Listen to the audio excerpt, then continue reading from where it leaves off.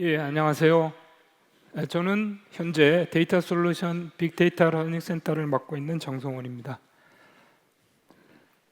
자, 오늘 주제가 AI였습니다. AI라는 단어를 여러분이 들으시면 여러분은 어떤 생각이 드십니까?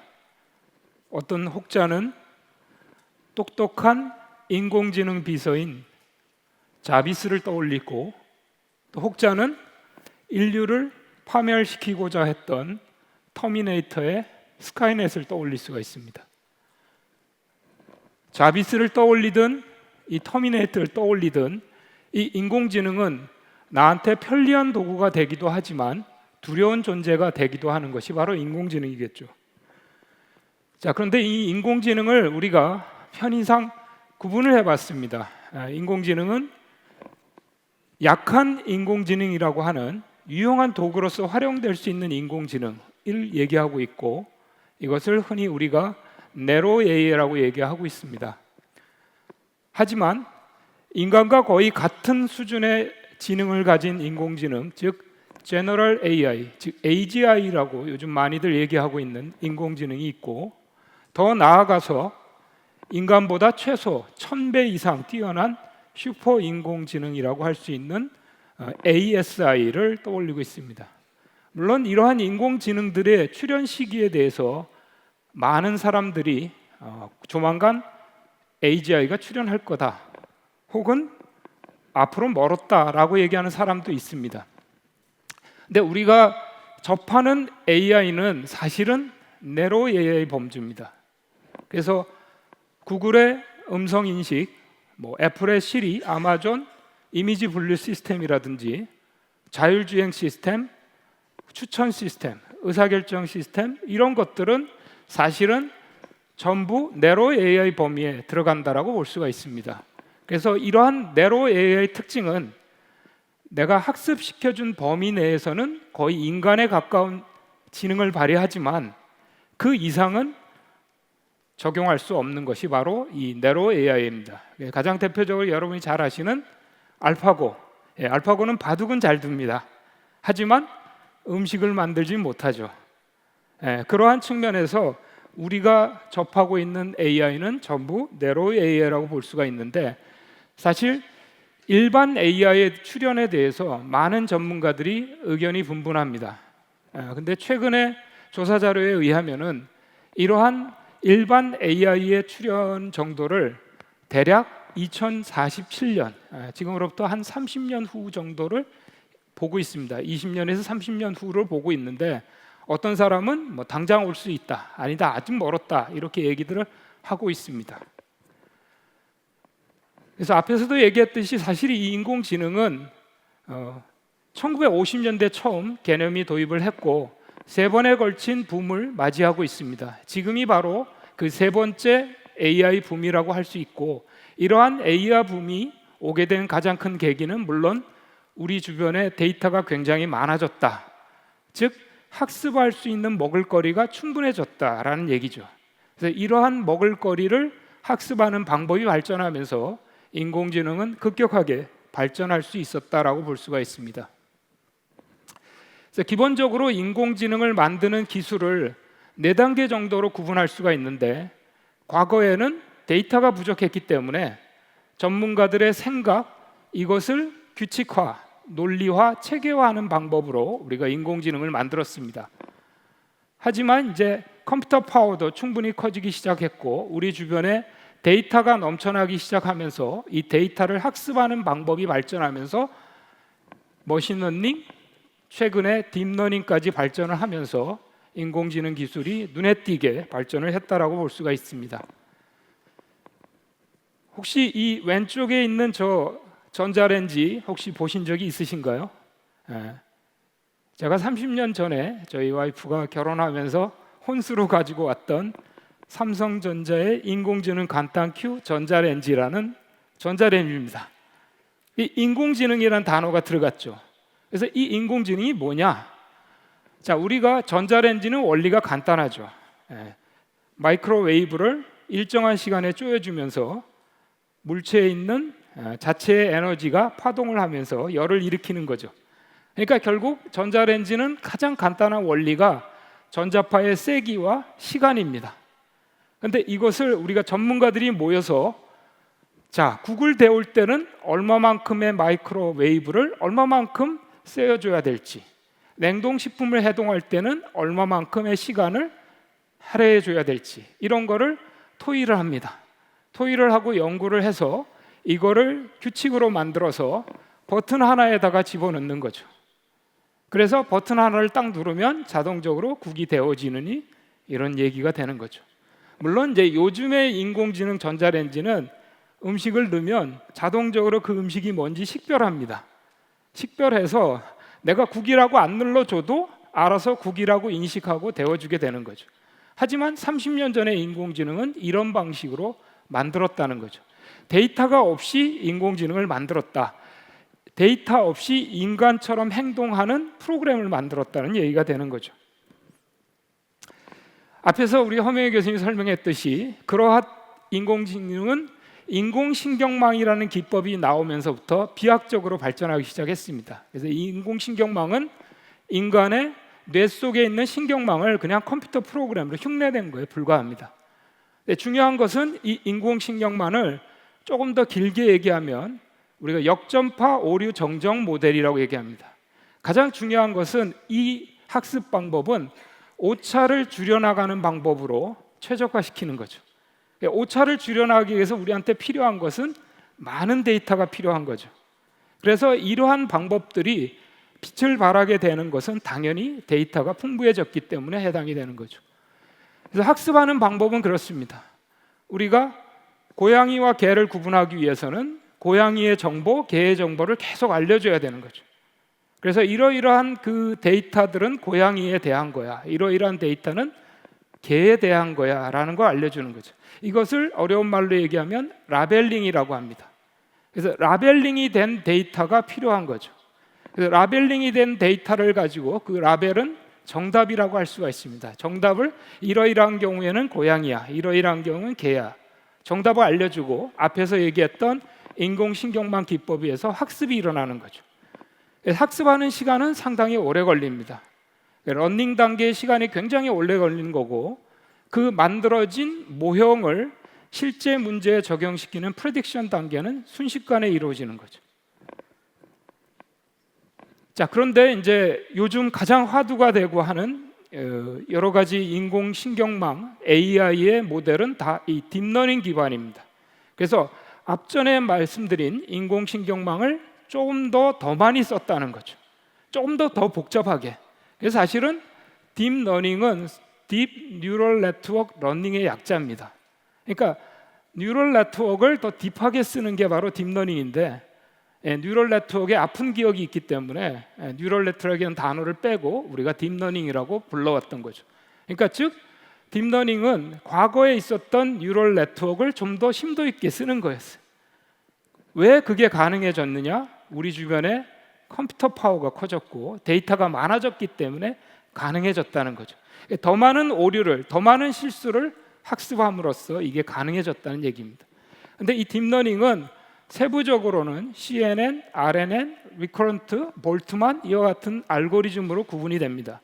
이러한 알고리즘의 공통적인 특징은 정형 데이터보다는 이미지, 텍스트, 자연어 같은 비정형 데이터에 훨씬 더 효과를 발휘했다는 얘기죠. 비정형 데이터에 적용하면서 영상, 음성, 자연어 처리에 획기적인 결과를 만들어내고 있습니다. 사실은 이 딥러닝의 아버지라고 할 수 있는 제프리 힌튼 교수가 이미지를 식별하는 대회에 나가서 그 이전에 있었던 머신러닝 알고리즘의 한계점을 깬 거죠. 흔히 얘기하는 마의 84%의 정확도를 깨기 시작한 겁니다. 딥러닝이라는 방법을 통해서 슈퍼비전이라는 팀이 마의 84%의 정확도를 깬 거죠. 정확도를 높여서 지금은 거의 가장 최근의 대회를 보면 거의 98% 수준에 육박합니다. 그러니까 이미지를 식별하는 능력은 이미 인간을 앞서고 있는 거죠. 인간의 평균적인 이미지 인식률이 93%라고 합니다. 그러니까 이미 거기를 초과하게 된 거죠. 그래서 이와 같은 방법들을 사실은 기업이 훨씬 더 많이 발전을 시켰습니다. 물론 학자가 어떤 길을 닦고 나면 그거를 상용화하고 실제 우리 생활에 유용하게 쓰게 하는 것은 기업이겠죠. 구글은 수많은 사진이 있는 거죠. 그래서 구글의 욕심은 뭐냐면 단지 개와 고양이의 구분이 아니고 내 사진 속에서 엄마와 아버지를 구분하고 싶은 거야. 그래서 수많은 사진을 내가 구글의 저장소에다 저장해 놨습니다. 그래서 엄마와 같이 제주도에서 찍은 사진을 찾아줘 해도 찾아줄 수 있는 걸 만들겠다는 거죠. 즉 생활 속의 AI를 만들겠다라는 욕심이죠. 자, 그런 것들이 가능해진 거는 바로 이 딥러닝의 위력이라는 거죠. 그래서 과거의 딥러닝과 이 머신러닝의 가장 큰 차이점이 뭐냐? 머신러닝은 라벨링을 해줘야 됩니다. 라벨링, 즉 이러이러한 사진은 개야, 이러이러한 사진은 고양이야, 이거는 새야 라는 걸 얘기해줘야 되는 거죠. 그래서 이미지가 들어오면 이 만들어진 학습된 모델에다가 집어넣으면 이거는 개일 가능성이 15%, 고양이일 가능성이 95%, 버드일 가능성이 2%. 그래서 캣이라고 판단하는 거죠.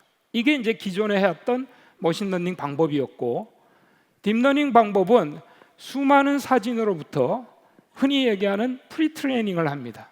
개념화를 먼저 하는 거예요. 개념화를 해서 만들어 놓습니다. 그게 요즘에 가장 핫하게 뜨는 생성형 AI도 원리가 이와 같습니다. 프리트레이닝을 통해서 추론화를 시켜놓습니다. 개념, 그러니까 윤곽이 될 수 있겠죠. 윤곽, 수많은 사진들로부터 윤곽을 만들어서 새로운 이미지가 들어오면 그 이미지로부터 윤곽을 추론해서 이게 이러한 개념일 가능성이 어느 정도 되고 이러한 개념에 맞는지 이거를 얘기해 주는 거죠. 그래서 이러다 보니까 훨씬 더 많은 컴퓨터 파워를 필요로 하게 됐죠. 자, 그래서 이와 같은 방법을 구체적으로 적용하는 분야는 역시나 가장 성과를 내는 것은 의료 영역인 것 같습니다. 의료 영역에 가면 지금 앞으로 가장 의료 분야에서 위험한 직업이 뭐냐? 바로 이 사진을 식별하는 거죠. 엑스레이, MRI 사진을 식별하는 이 영역만큼은 이미 인간을 넘어서고 있다는 거죠. 그래서 이거는 미국의 인니틱이라는 기업이 영상 사진을 통해서 이 암세포를 식별하는데 암세포의 종류가 6,642가지를 식별한다고 하는 거죠. 그래서 더 나아가서 5년이 지나도 계속 살아 있을지 죽을지에 대한 생존율에 대한 예측도 가능해진다는 거죠. 자, 이거는 좀 재밌는 얘기인데요. 사진을 딱 보고 저 사진이 주인공이 얼마나 오래 살지를 예측하는 거죠. 그래서 이 사람은 굉장히 오래 살 것 같아. 보험료를 많이 받아야 되겠어. 이 사람은 금방 죽을 것 같아. 보험료를 조금 받아도 되겠네 라고 하는 거죠. 물론 실험적이지만 이와 같은 것이 가능해지고 있다는 거죠. 마이크로소프트사가 2015년에 딥러닝 알고리즘을 적용해서 인간의 감정, 8가지 감정, 화남, 경멸, 역겨움, 두려움, 행복, 무감정, 슬픔, 놀람, 이게 제 사진인데 딱 보면 해피니스 0.999995, 99.995% 행복한 표정이라는 거죠. 자, 이러한 것을 학습하는 방법도 역시 딥러닝 방법인데 2015년에 API로 제공했지만 사생활 침해의 위험 때문에 이제 2022년에는 서비스가 중단됐습니다. 하지만 기술적으로는 이미 우리 이 수준에 와 있다는 얘기가 되는 거죠. 자, 그러면 지금까지 생각했던 이런 시대, AI 시대, 과거에는 스마트 시대라고 얘기했습니다. AI 시대에 가장 우리가 고객이 원하는 건 뭘까요? 고객이 원하는 거는 두 가지인데요. 나를 귀찮게 하지 말고 즐겁게 해줘. 이 즐겁게 해주는 거와 귀찮게 하는 것이 한 끗 차이예요. 여러분이 메일을 받아봤을 때 그 메일을 스팸이라고 인식하느냐 정보로 인식하느냐 하는 건 정말 한 끗 차이거든. 스팸으로 인식하면 받기 싫은 거고요, 정보라고 인식하면 받고 싶은 거죠. 여러분, 투자할 수 있는 정보를 주겠습니다. 도움이 되겠죠. 우리가 고객이 있는 모든 기업의 공통적인 관심사는 이겁니다. 어떻게 하면 내 고객을 즐겁게 해줄까, 좋은 경험을 줄까. 여기에서 개인화되고 지능화된 서비스가 필요하다고 나오는 거고요. 이런 관점에서 이 인공지능을 연구하는 기업들이 가장 관심 있어 하는 것이 바로 고객한테 즐거운 경험을 주자라는 얘기가 됩니다. 실험적이지만 이 스마트폰을 이렇게 들여다보면 여러분의 표정을 읽어서 이 사람이 얼마만큼 이 제품에 대해서 관심이 있어 하는지에 따라서 관심 있어 하는 제품을 쇼핑카트에 자동으로 넣어주는 실험적인 도구까지 사용했습니다. 그래서 이러한 것들을 적용해 봤더니 상품 구매 전환율이 10% 이상 개선이 됐다.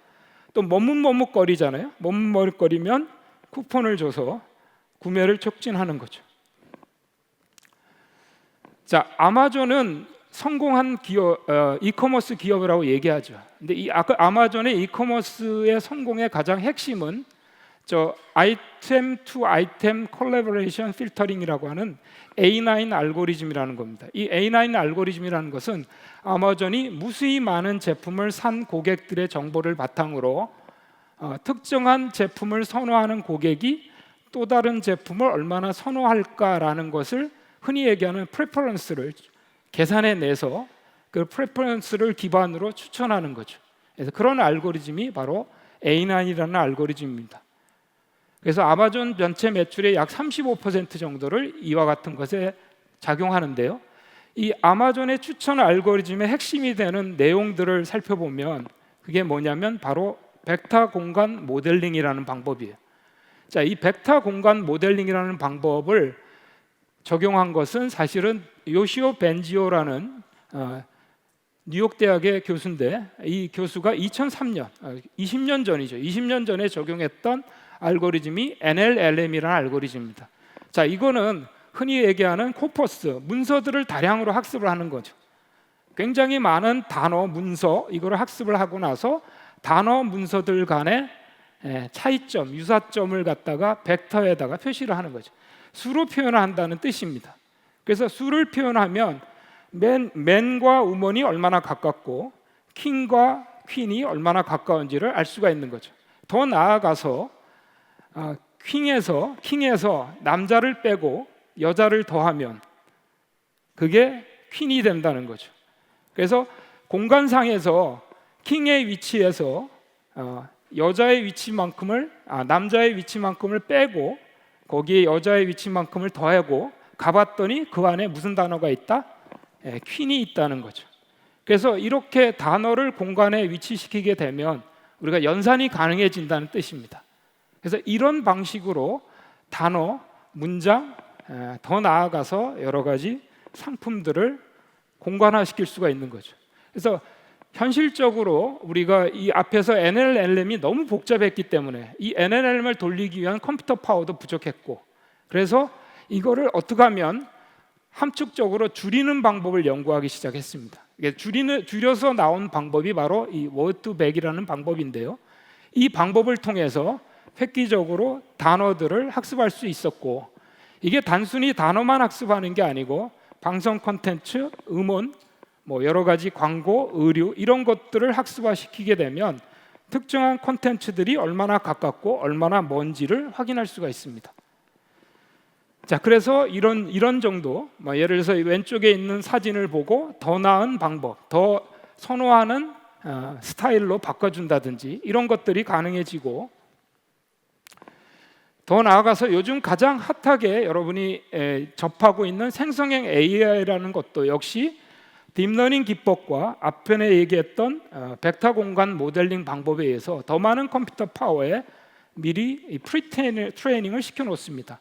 그래서 사전학습을 시켜놓고 수많은 텍스트, 이미지, 영상을 사전학습시킴으로써 우리가 이것을 다양하게 서비스할 수 있는 형태가 나오게 되는 거죠.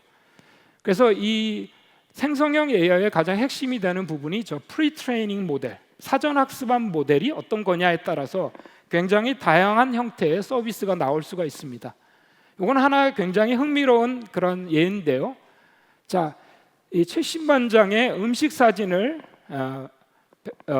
레시피와 함께 학습을 시켜 놓습니다. 그러면 앞전에 설명드린 공간에다가 모델링이 되어 있는 거죠. 그래서 사진이 들이대면 이 사진을 어떻게 만드는 된 레시피를 조합해서 알려주는 방식으로 나오게 됩니다. 시간 관계상 또 다음으로 넘어가 보면, 자, 이게 이제 요즘 생성형 AI에 글을 주면 글을 바로 이미지로 보여주는 그러한 부분이 되겠고요. 그 다음에 요거는 최근 금년 2월에 나왔던 소라라는 소프트웨어인데요. 실제 시간 관계상 좀 앞에만 좀 보여주다가 말겠습니다. 근데 이 비디오는 바로 그냥 만들어진 원래 있는 비디오가 아니고요, 글을 주는 겁니다. 밑에 글을, 그러니까 카메라가 직접적으로 이 개를 쳐다보고 있고 뭐 어쩌고저쩌고 설명을 달면 그걸 영상으로 만들어주는 그런 솔루션이 나오고 있는 거죠. 그래서 결국 이거는 수많은 이미지들을, 영상들을 아까 공간 모델링에 의해서 학습해 놓는 겁니다. 그렇게 해서 우리가 프롬프트를 날리게 되면 그 텍스트를 해당되는 영상을 조합해서 자연스럽게 만들어주는 방식입니다. 시간 관계상 넘어가도록 하겠습니다. 자, 그러면 앞에서 얘기했던 우리가 이러한 AI 기술을 우리가 어디에 적용할 거냐, 기업의 입장에서는 어디에 적용하는 게 좋을까? 엊그저께 입사한 똑똑한 신입사원이라고 생각하시면 됩니다. 이 신입사원을 어디다 쓸래?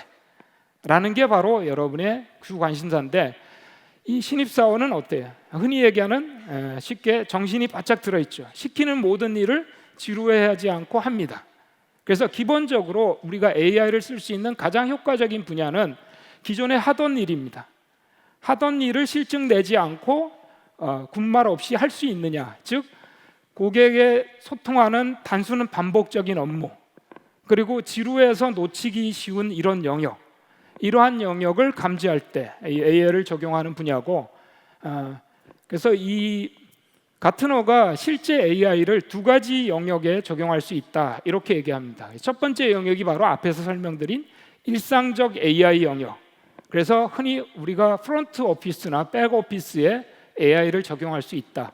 그래서 뭐 고객 경험 증대, 영업 마케팅, 고객 서비스, HR, 휴먼 리소스 관리, 뭐 이런 쪽 영역에 적용하는 것이 우리가 일상적인 AI라고 얘기하는 거고, 그 다음에 창의성에 중심을 둔 게임 체인지용 AI, 그러니까 새로운, 이전에 없던 새로운 서비스나 제품을 개발하는 AI. 근데 많은 기업들은 사실은 후자에 더 관심이 있지만 사실 성과를 낼 수 있는 부분은 바로 앞부분이라고 볼 수가 있겠습니다. 예, 감사합니다.